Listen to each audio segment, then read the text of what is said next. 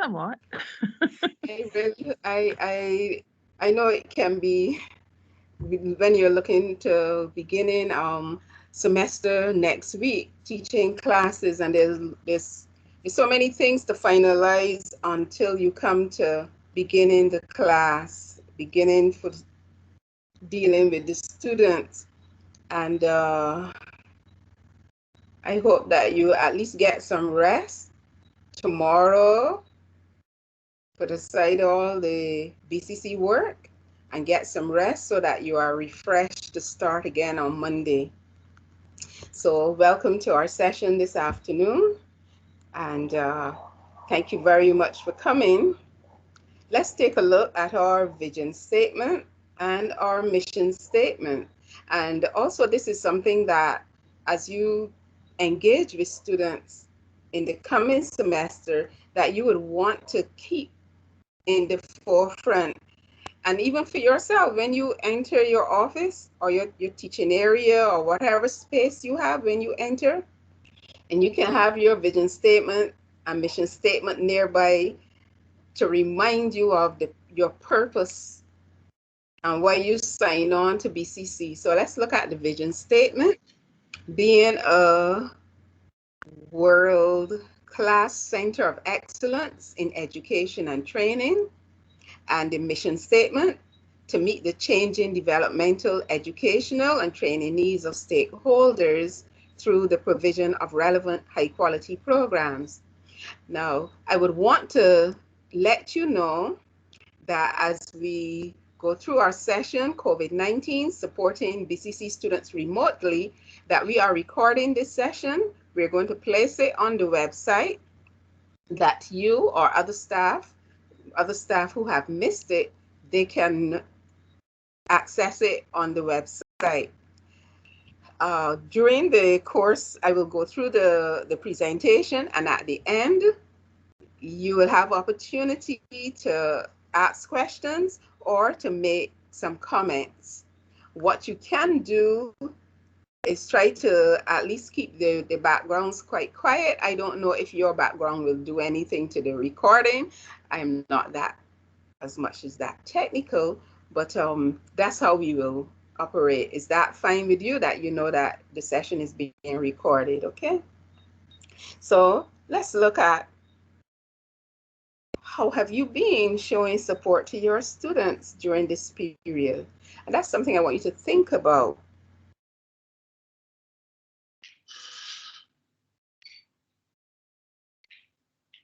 Because at this period in time, this is a difficult time probably for all of us. And the more you support your students, probably you will see that they're staying in school. The chances are better of them staying in school, finishing the course. So how have you been supporting them? Remembering too that they're going to face losses. We all face losses in life. We have some losses of parents, death, losses due to death, losses due to maybe job security for some people. You may have some persons who are at home who don't have any other source of income, loss of good health. Some people may be ill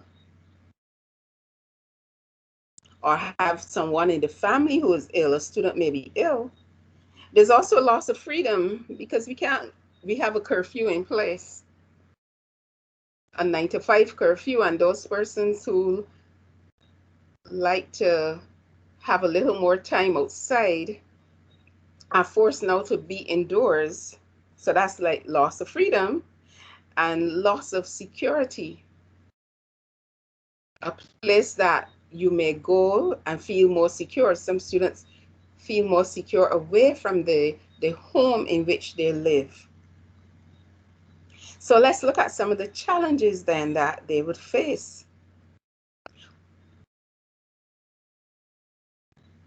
lack of devices and Wi-Fi services. For some students, their only device is a cell phone.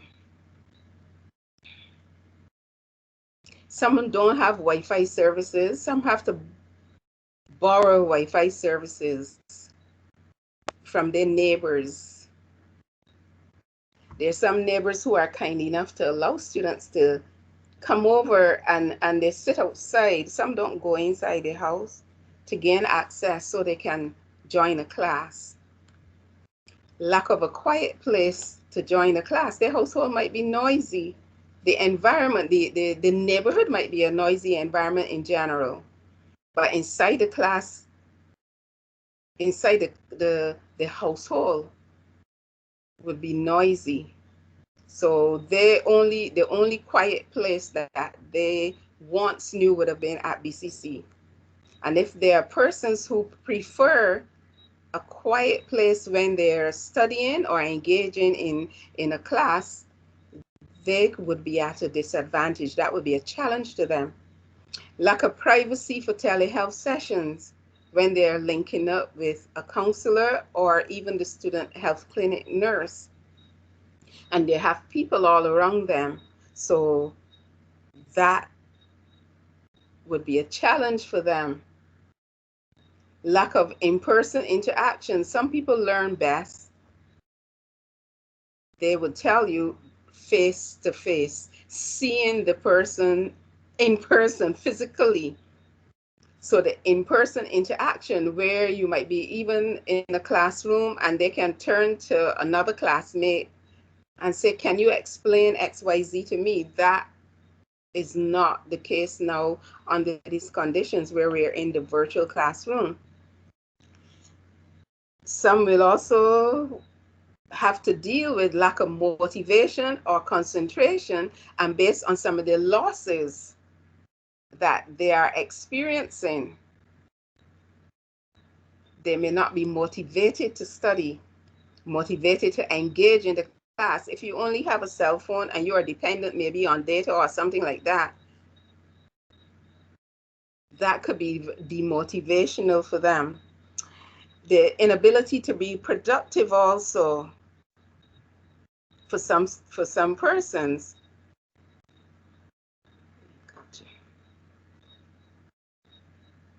Coping with the way that faculty are presenting the material. And I may ask, are you presenting in a way that students learn? Because students have, we know that they learn, they have different learning styles. And it can be difficult trying to present material or to teach according to all the learning styles. And you can see some frustration setting in there. So some may have challenges. And even especially if you have a tutor who just puts up notes and not engage. So the student who prefers to be engaged in the classroom is at a disadvantage. That's a challenge for them. Computer literacy is also a challenge for students. So where you have that they may not even know to process a paper, or maybe you want them to do a particular assignment and upload it to you, and some may not know how to do that. We've had students who've come into the center and had to get help with printing an assignment. So while they may be proficient on social media, when it comes to really using a computer, that's a challenge. Some students may have to take care of sick relatives. You know, previously you might have mommy who would get up and take care of grandma and go off to work. But with the student being at home, mommy goes off to work and leaves that responsibility to the college-age student. Or you may have a student who might have to go off to a student who may have to go to another neighborhood to take breakfast for a student, for a grandparent. You may have students who have to look after younger siblings.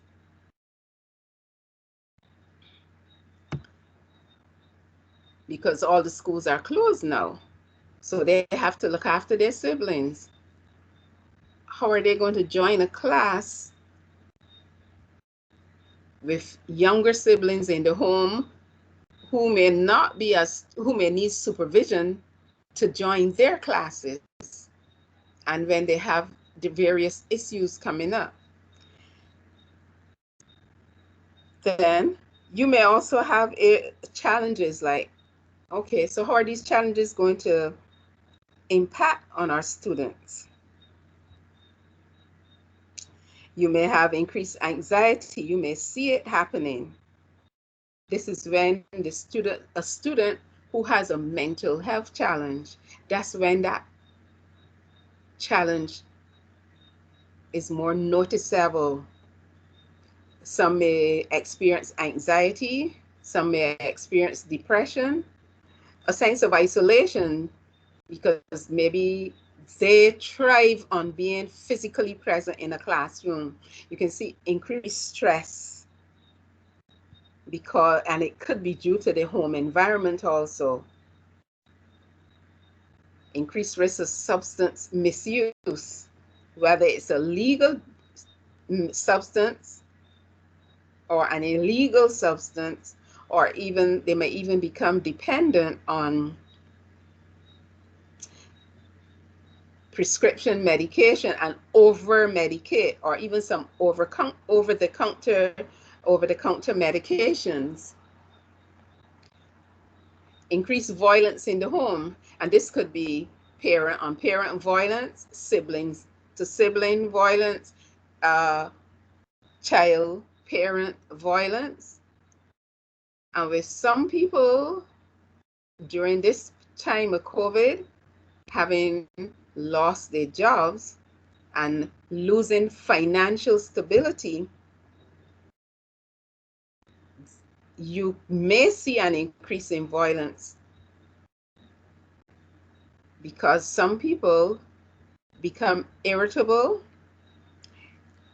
Some people may be frustrated that they can't have life as usual. Some people may be distressed that they cannot provide for their family as they once did. So interpersonal problems can also be increased. And the interpersonal problems can be, let's say, boyfriend-girlfriend relationships, sibling-sibling, parent-child, spousal. So the interpersonal relationships aren't going well. And at the Counseling Center, we know from experience that for some students, being on BCC's campus, that's their safe haven. Their safe haven is being away from home. I've had students who say, Ma'am, I go home when it's time for me. I go home, I get something to eat, and I get a shower and I go to bed. So they go this, and they would say, I try to stay away from my home for as long as I can. So they're avoiding those higher levels of anger and irritability and frustration that can present in the home, and also you can see them presenting in the student self. You have students who may be embarrassed about seeing others seeing their home environment when they sign on, and some tutors may insist that students show their faces. And these students, because they're not very savvy, and unless you tell them as a tutor, hey, when you come on, you can change your background. You can put up apply a background that you want to apply. We don't have to see what inside your home looks like, because not everybody's home is the same. So that is some information you can share with them to ease the embarrassment. And you can also allow some of them, if you know a particular situation, you may be inclined to say, okay, you sign on and we can just have voice, we can do voice. I let them have that option. Some persons have been letting students show an avatar rather than their face, but at least you try to protect certain students from being ridiculed or from those kind of feelings that I don't have, my house does not look like somebody else's house.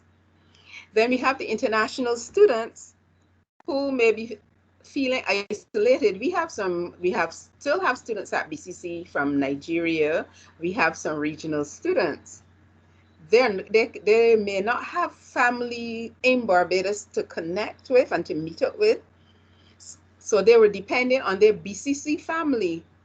But now with everybody at home, even that may be cut off for them, limited access to another person who may be studying just like them. So they don't have that classroom experience, that family experience with being isolated now, as we would say. So what is BCC doing to support their students? And you can even think about what are some of the things that you are doing and what are some of the things that you can do to support your students.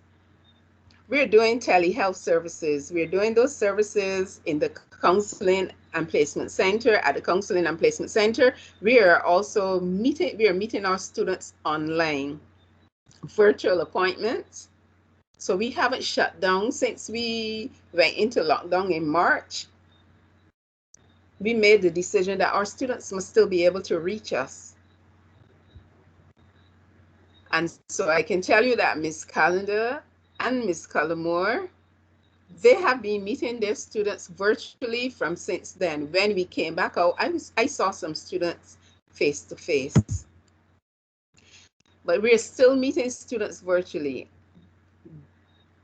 During November, we all saw students face to face and December until we made the break for Christmas. And we'll go back from next week. I checked my mail today and saw a student wanting to connect. So I'll connect with her as soon as this presentation is over. So we're doing telehealth services, virtual counseling, the student health clinic.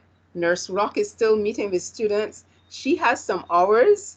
Our hours haven't changed, and we are flexible in counseling to meet the student up to a reasonable time, of course, to meet their need.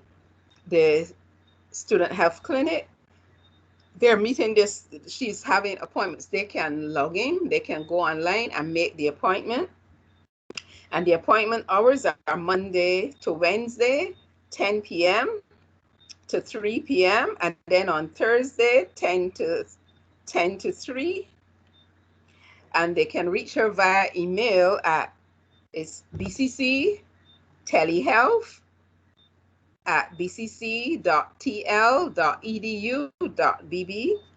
And you can also check that out at some point in time on the website, because I'm sure she'll place it on the website.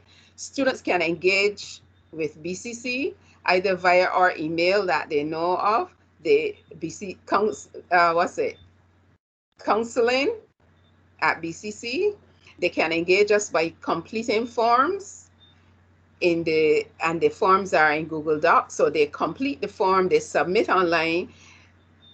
Ms. Callender is the one who usually picks up the form. She checks in to see if students have completed a form and submitted it, and then she would distribute to Ms. Cullimore and myself, and we reach out to the student. We have the 18 and under advising session. We haven't stopped that. There are some students who had attended their session at the beginning of the year, and some have kept up sessions. The 18 and under advising session was devised to help our younger students transition well into BCC. What we do, we share with them the services that we provide. We let them know that they can connect with us. We let them know what counseling is all about, because we know that there are myths surrounding counseling. So we share with them what counseling is about. We let them know that all the services that are provided there for them, and why we want to have this particular session with them, because we're interested in their development. We're interested in their academic career. We want them to come in and spend their 2 years or their 3 years or their 4 years according to program and move on. We don't want them in there to, as they say, waiting on pension. We want them to be successful, and we are interested in anything that stands in the way of their academic success. So we explain a lot of this to them, so they know that if there's a death in the family, they can connect with this particular counselor who's there for me. They know that if someone is ill, or even if they're ill, they can connect, because some of them can get anxious about not being able to make class.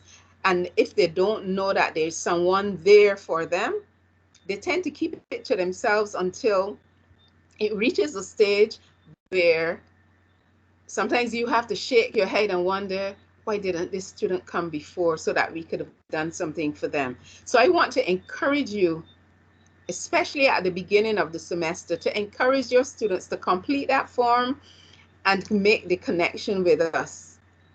The Lime Academic Enhancement Center has been providing virtual and physical tutoring during the last semester also, even when we were on the lockdown, even when we were doing virtual classes.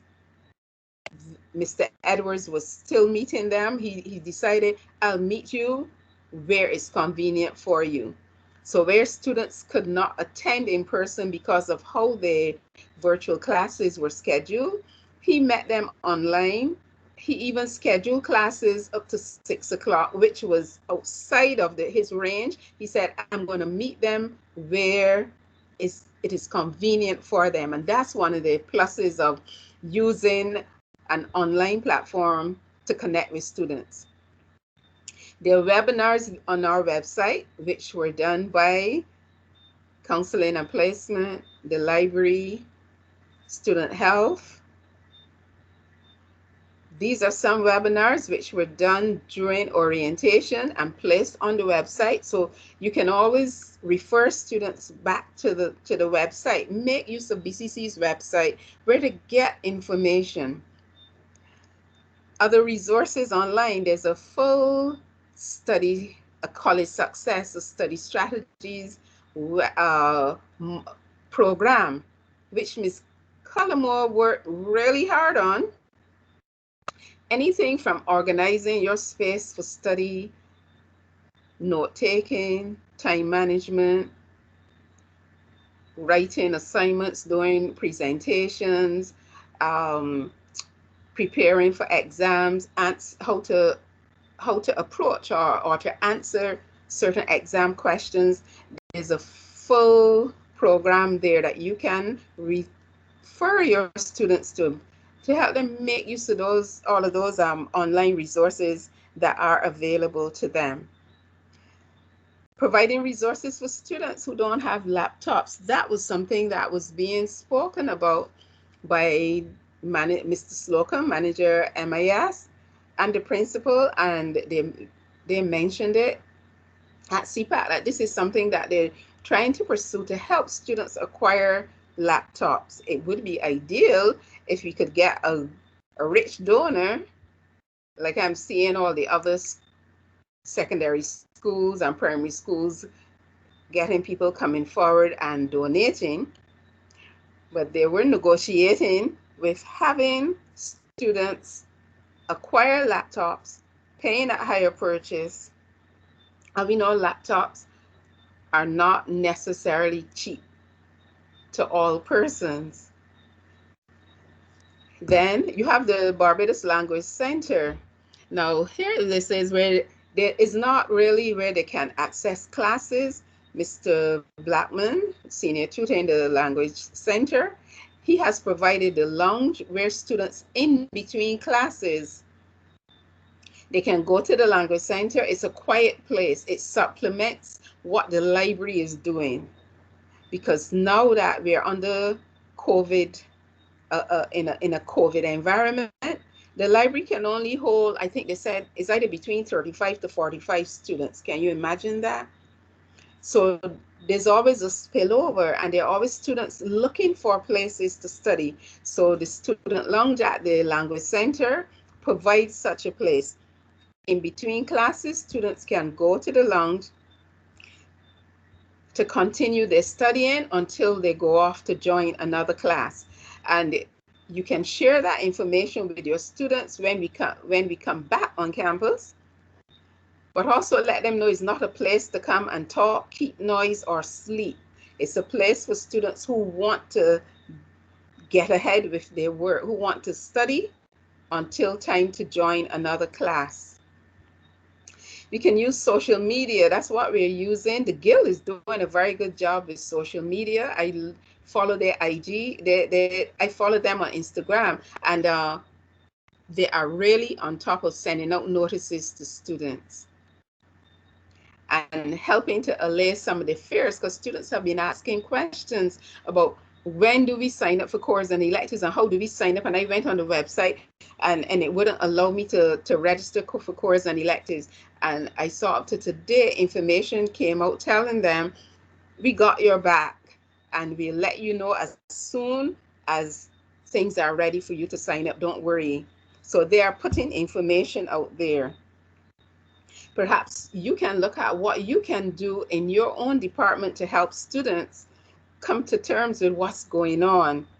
Maybe you might want to do a blog or something where students can know certain things like how they're feeling today, or how they're managing, or what their coping strategies are to help other fellow students cope. We're using Moodle, we're using Trident Learning, and I learned something new about that. That when you can tell when a student joins a class, you can tell when they've left the class, so you know how long they stay in the class, and you can use that to give you a gauge as to maybe a student is having some kind of difficulty, whether it's a technical difficulty or whether the student for some reason or the other is not in the class, and you can engage that student one-on-one to find out what's going on. I noticed that you came in and you only spent 15 minutes, or I noticed that you only were in class 2 days this week, or you haven't been to class for 3 weeks or something like that, but don't let it get as far as 3. So you can track the student, and in doing so, you may find out something that you never thought. It might be that this student, they're either having issues with their device, they may be having issues with the internet connectivity at home, they may not even have internet connectivity. They may not even be able to use somebody's laptop. Or a brother may have a laptop and he may decide, I want my laptop now because I want to play a game. And it's the older brother, so you have to give in. So you can track how your students are engaging you online in online classes. You can collect feedback on their successes. As an online student, you can see how they're handing in assignments. You can plan for them better. You can see if they are making certain statements. You would tell if they're making certain statements that cause you to blink twice and shake your head and wonder what is going on, and connect with them. And I'm sure there are other ideas that you can think of as you collect certain feedback from your students, and you can even ask them questions. You can do it privately. So how can you, as a member of faculty, what can you do to connect and be supportive online for your students? A warm greeting at the beginning of the class will surely help. Let them know that you're welcoming them to the class for that particular day. And in doing so, you're probably helping them over a bad morning.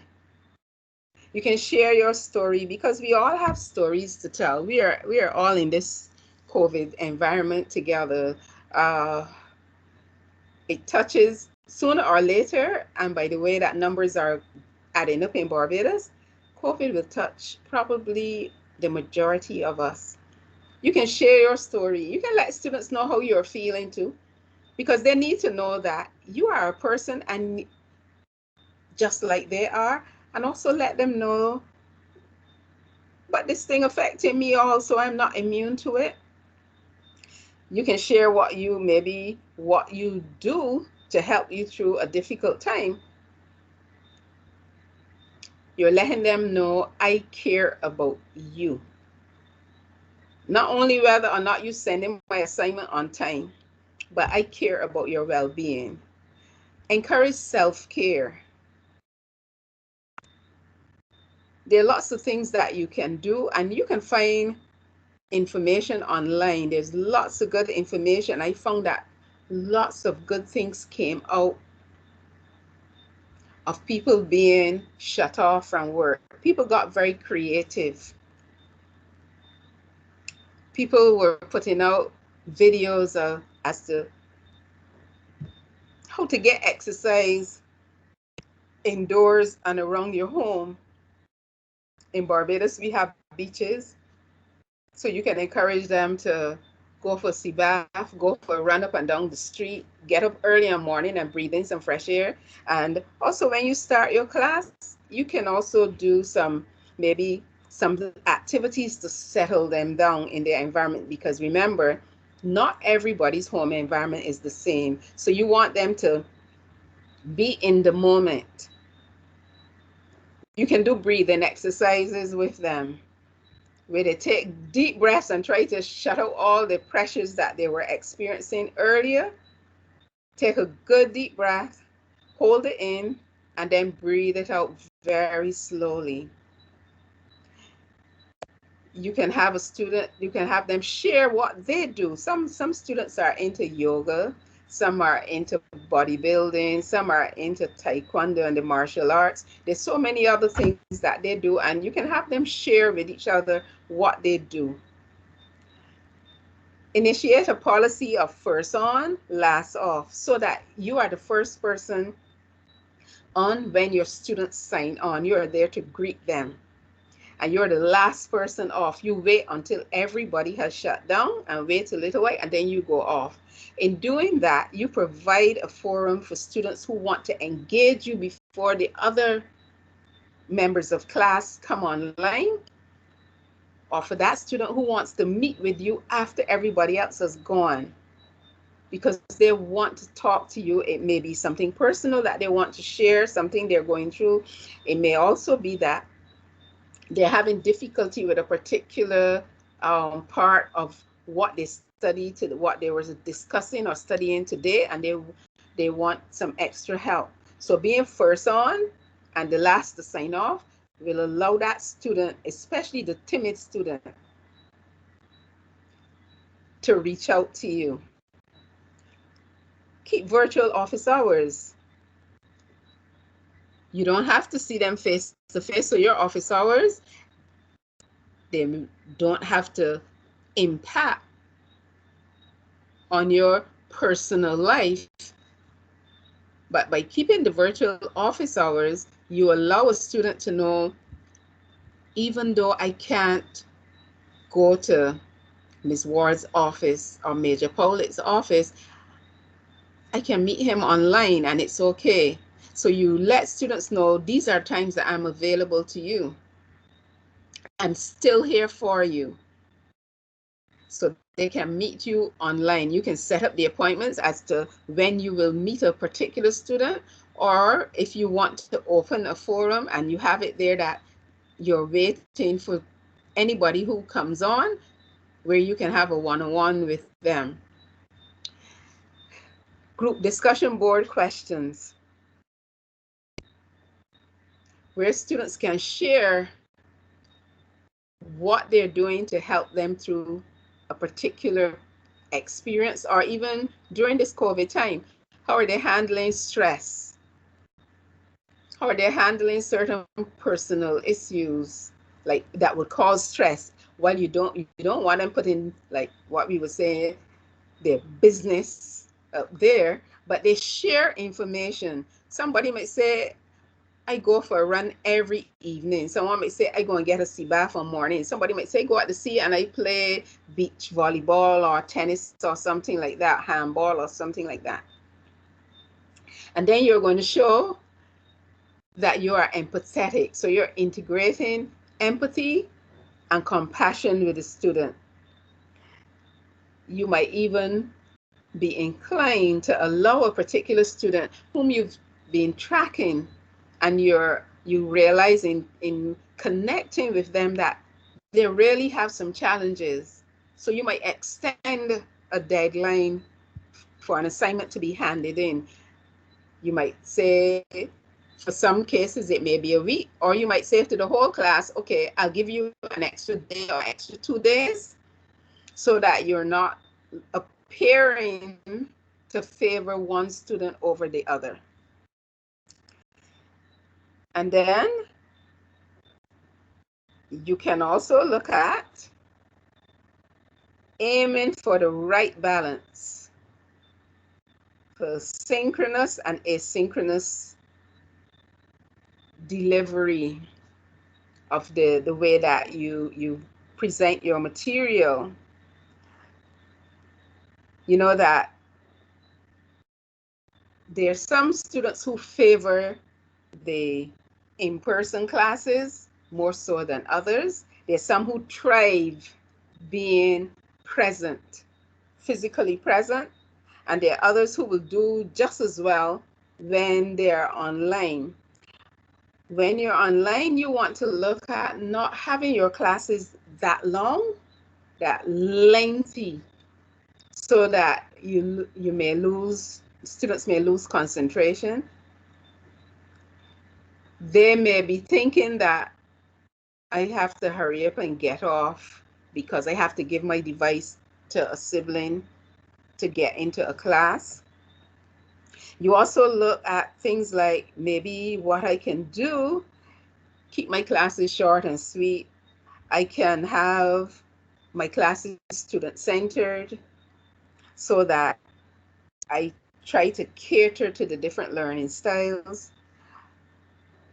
You can look at putting up like pre-recording lectures, posting them so that students can engage with them over and over again until they understand the material. And in doing so too, they can make their own notes if they can go back. But if you deliver just live and that's it, it's difficult for some students, especially those who do not have good note-taking skills. You can also have students assign them to small groups where they go off and prepare some of the material, discuss it together, and come back and present it to the class. So you get more engagement from the students, and also you get a livelier and more interactive classroom. Going low tech and mobile friendly, because remember, not all of our students have a laptop. Some have tablets, some have 7-inch tablets, some use their cell phone. And for some who are using their cell phone, they're dependent on having to buy data. They have to have an account, and they have to gauge how they're using it, because money for some of them is a scarce commodity.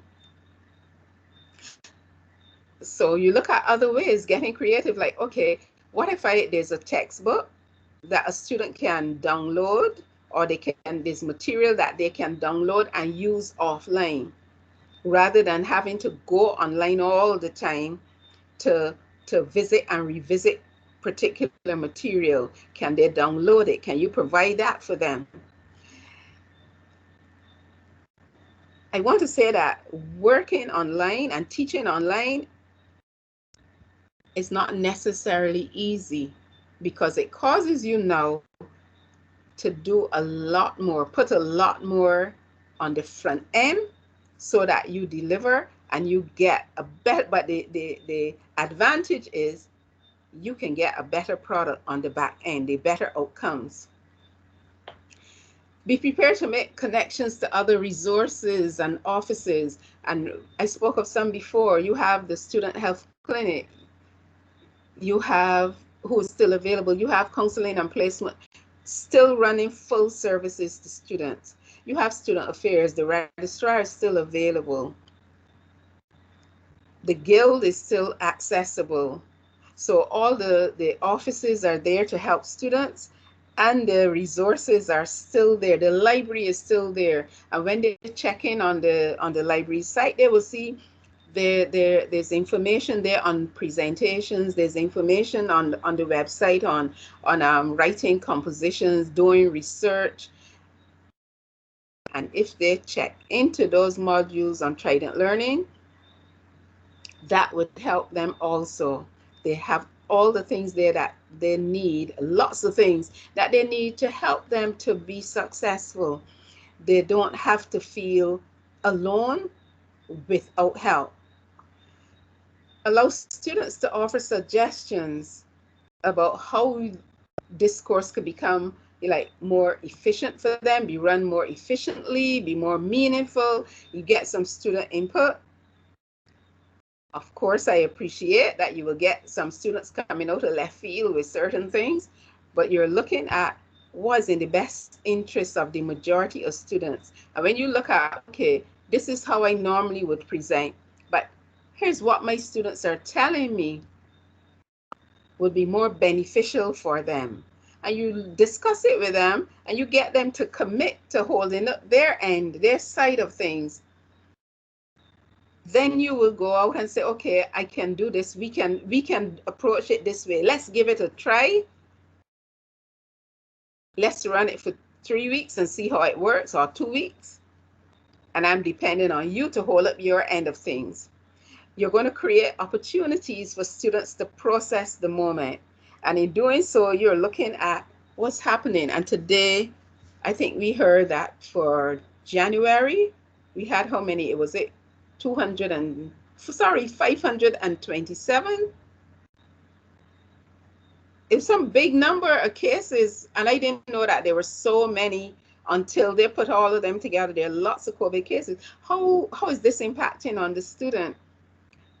Provide that opportunity for them to talk about it, because you would appreciate that we saw students on campus during the time we let them come back, and they were not wearing masks. They were still not observing physical distancing. They were still upping each other and hugging each other and all those kind of things, and sitting close to each other, and even sharing food, sharing a drink and things like that.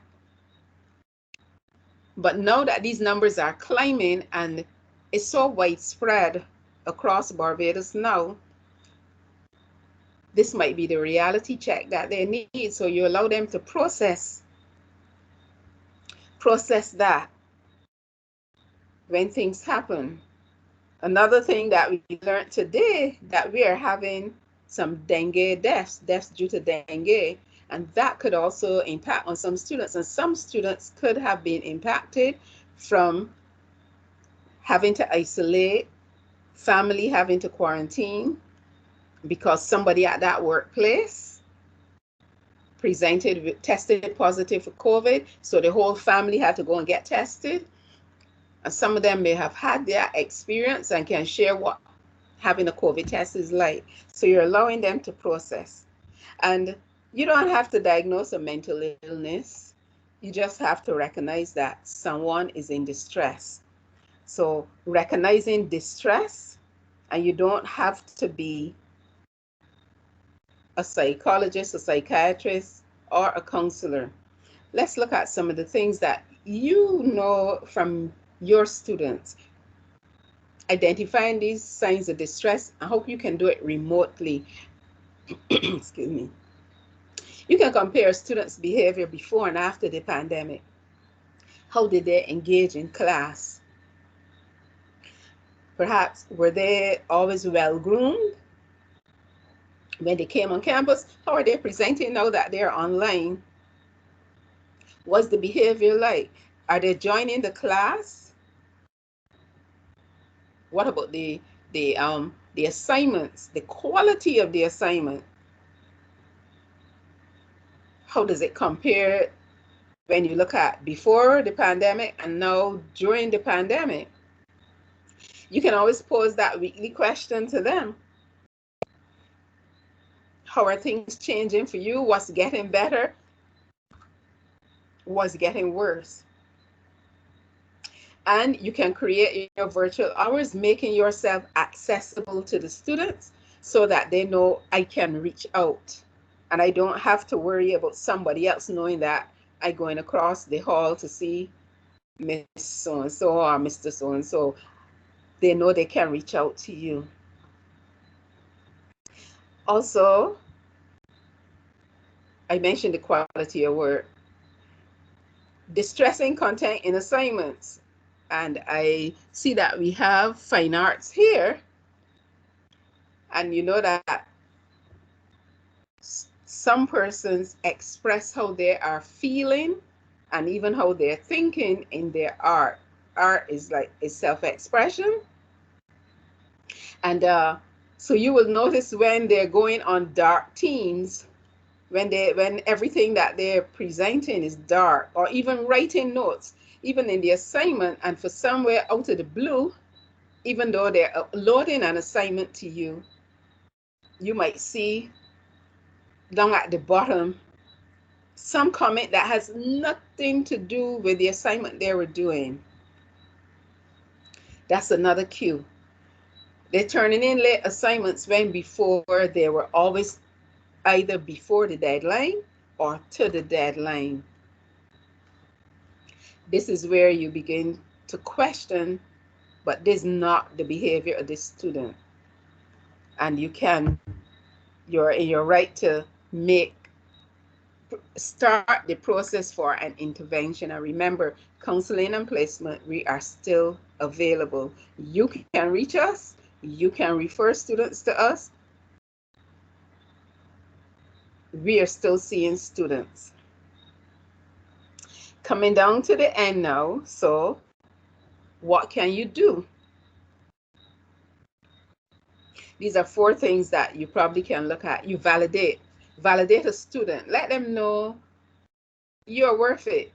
You're a person of worth. Appreciate them. Appreciate when they make contributions in class. Let them know they are appreciated. Refer them, because you're not expected to be the lecturer and the counselor too. So refer. A student is having some kind of difficulty that you have picked up, refer them to counseling. Some persons may need to be referred to the student health clinic because it's still there and open for them. And we know that at this time too, getting service at a polyclinic may be a little ticklish because they are dealing with so many COVID tests and so on. Ms.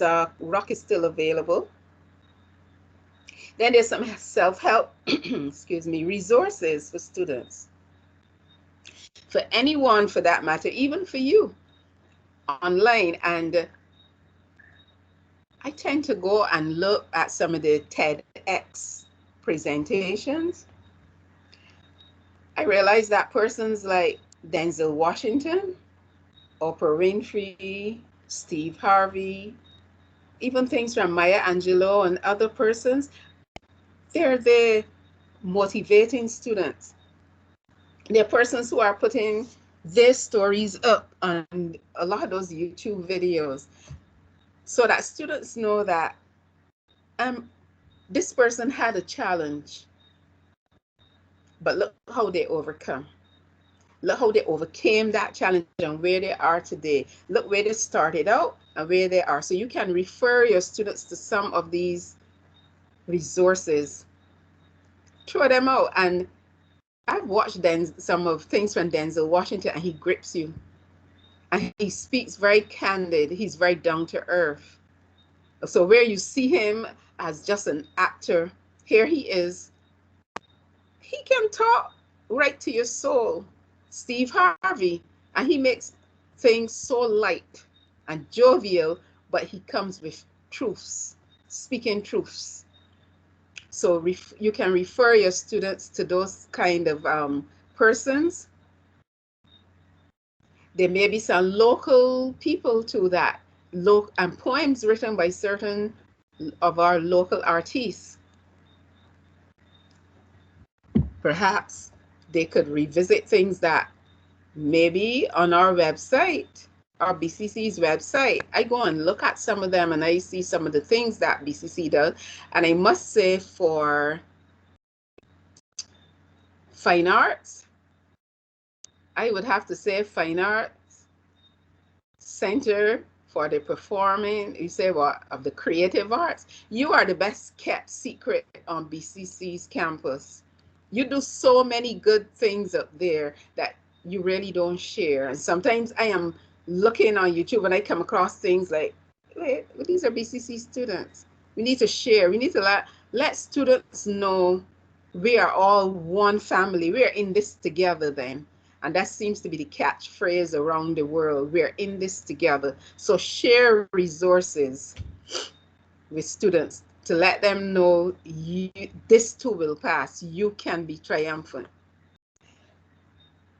So now I've come to the end and I'm watching the time and I don't want to keep you long, but I have an opportunity to listen to your comments or where you can ask questions.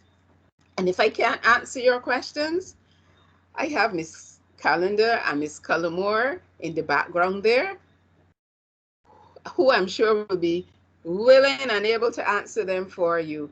I know Miss Holligan is in there, and Miss Faylene Nurse is also in there. So the whole BCC team is in there. Nurse Rock should have been in this session. I don't know if she joined. So if there are any questions that you have or any comments that you want to make, now is the time to make your comments before we close off. Any questions, any comments, anybody?